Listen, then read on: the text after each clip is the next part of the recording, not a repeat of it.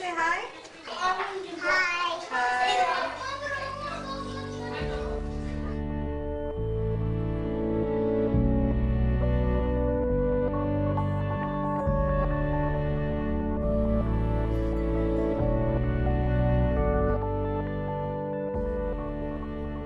But yeah, this will be my first actual mural.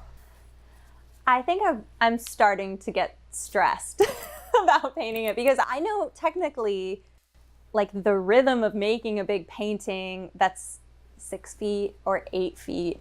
But when you're talking 25 feet, I don't know how that's gonna work. This is kind of just what I found as big brushes.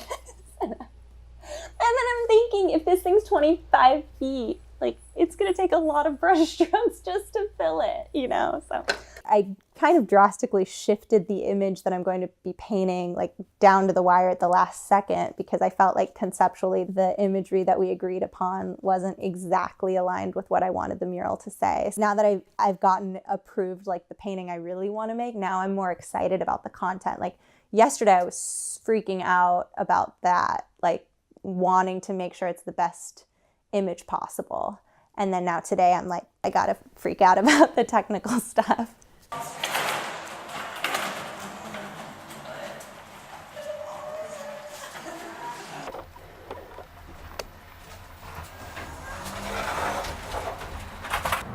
Okay, now I'm getting excited. This wall is amazing. I'm so excited to paint it. Oh my god.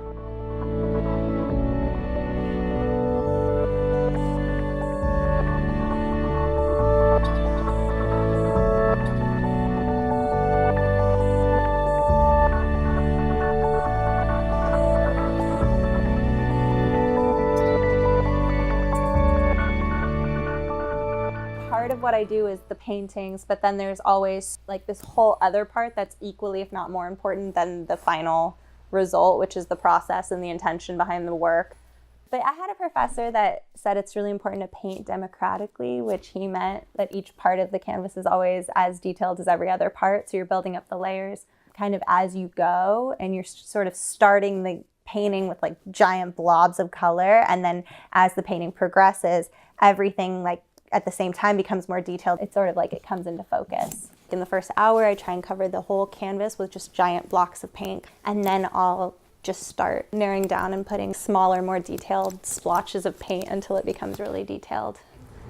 First, when I started this mural process, it felt really daunting and I had no idea what to expect and thought it would be such a different process, and I was afraid I wasn't ready for it. But now that I've been working on this for 2 days, I realized that it's just painting and I got this. So I'm feeling really pumped and like it's all gonna work out and come together, and it's just the same as making any other painting, just it's the size it was always meant to be.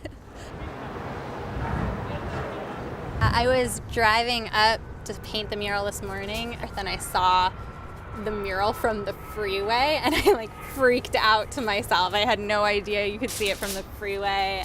And then I turned left on Columbia and could see it as I was driving up, and that's just really wild to know that something I created is going to be part of the landscape of one of my favorite neighborhoods in San Diego. It's like, it's a painting in the clouds, you know? I've always had this dream that I would have a blue house on a hill that was the same color blue as the sky so that it like blended in on a really nice day. And I feel like this painting is gonna be that thing for me.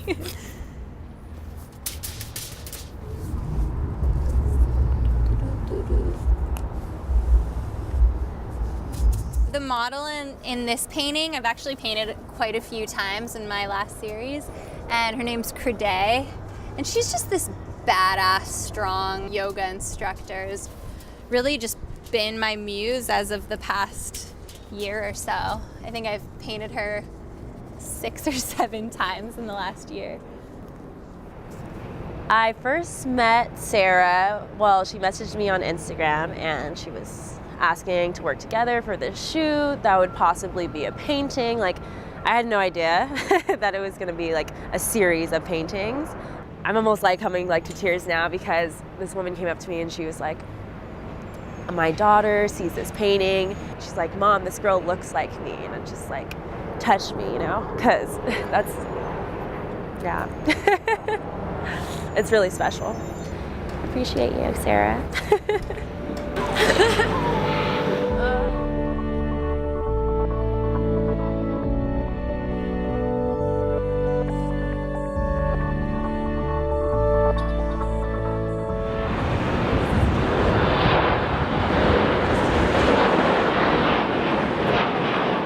So I have created paintings before that were like site specific, like I'll paint something in my studio and then I'll install it in a space, but I've never painted a site specific painting in the site that it's going to live forever.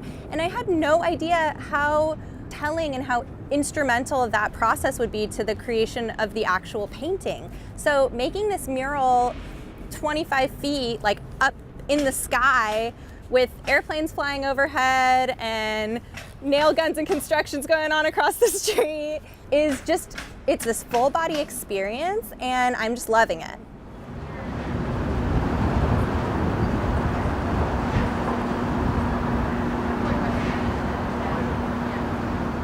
This mural is the first art project that is part of a new collaboration between Gallery 1805 and the Porto Vista Hotel, where Siry, Gallery 1805's director, is bringing in national and international artists to produce art installations throughout unexpected corners of the hotel.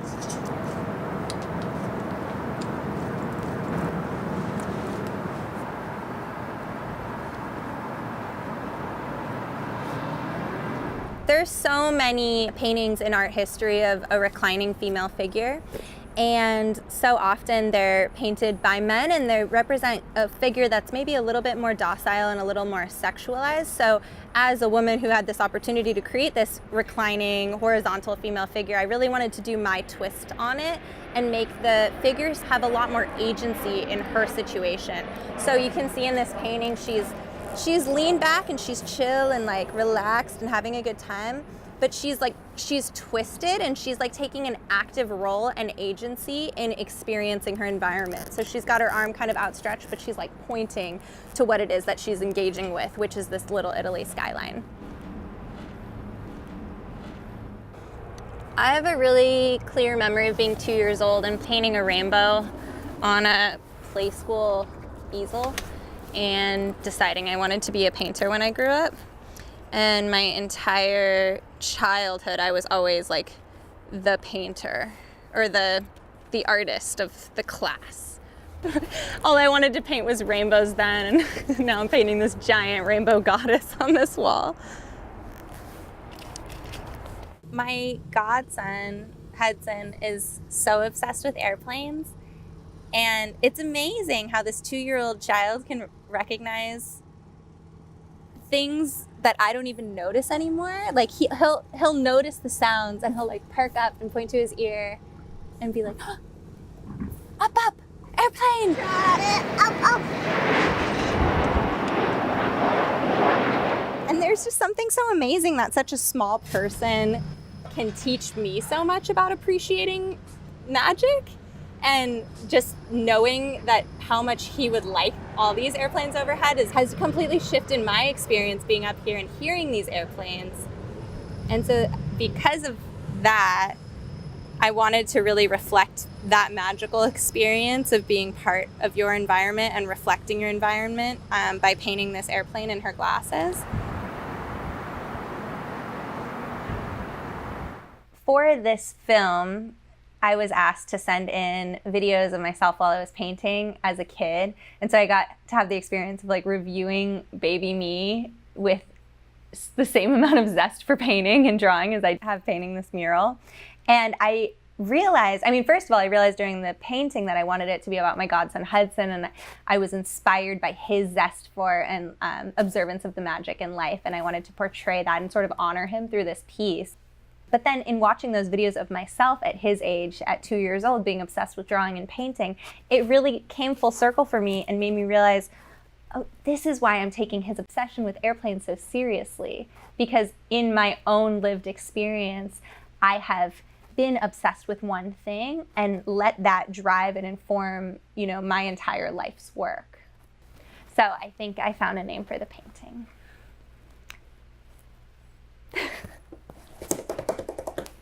The painting is going to be called May You Always See Magic. When Hudson was really little, every time he would sneeze, he would crack up. And his parents would always say as like a blessing to him, may you always think sneezes are fun.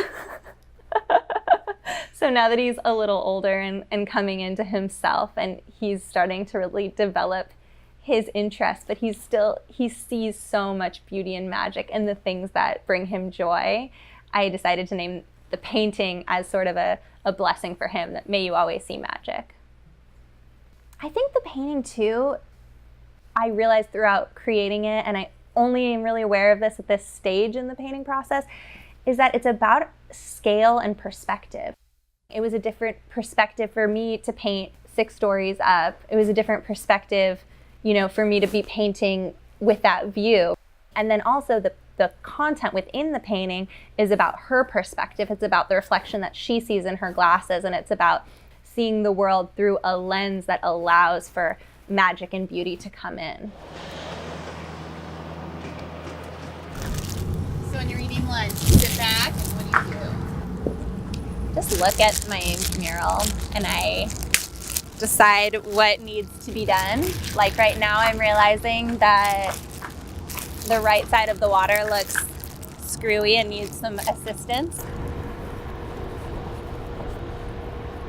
One challenge of painting a mural is you're so, you know, up in its business that you can't step back enough to really see what you're working on, especially if you're up in the scaffolding. You kind of just have to paint a whole thing, hope you've got it right. The hand that's outstretched, I worked it and got all the detail and I was so happy with it. And then I stepped back and realized it's too big. Let's try this again. And you just don't know until you get it right.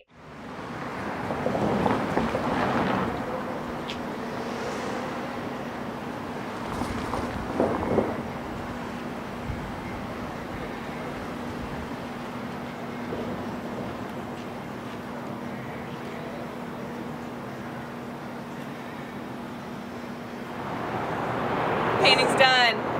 It's done. Woo! Woo!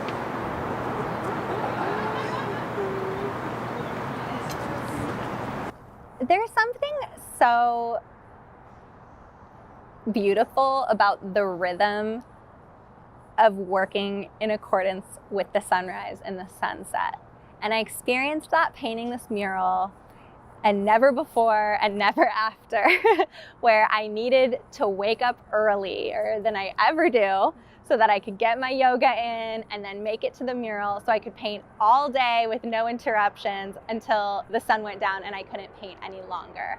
But like the intensity needed to come to an end. Like it could only last for so long because I felt so incredibly driven for the entire time that I was painting the mural. And then now that it's finished, I kind of feel like, oh, hey, Sarah, there you are again. You know, it's almost like I was outside of myself for a while I was doing this project.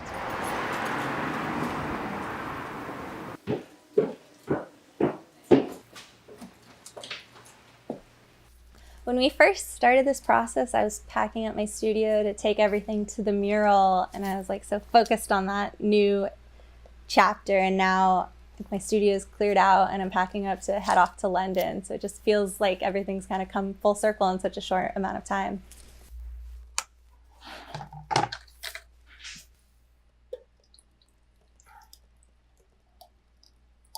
Being in my studio now at this transition period where I'm heading to London and then gonna sort of start developing a new body of work when I return, and being in these open walls, it really like screams this sense of possibilities to me.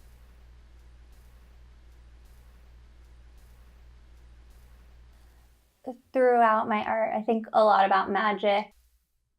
It's an active practice of noticing the beauty in things, and then it's also like an intentional choice to not just notice but create what it is that you want to see in the world.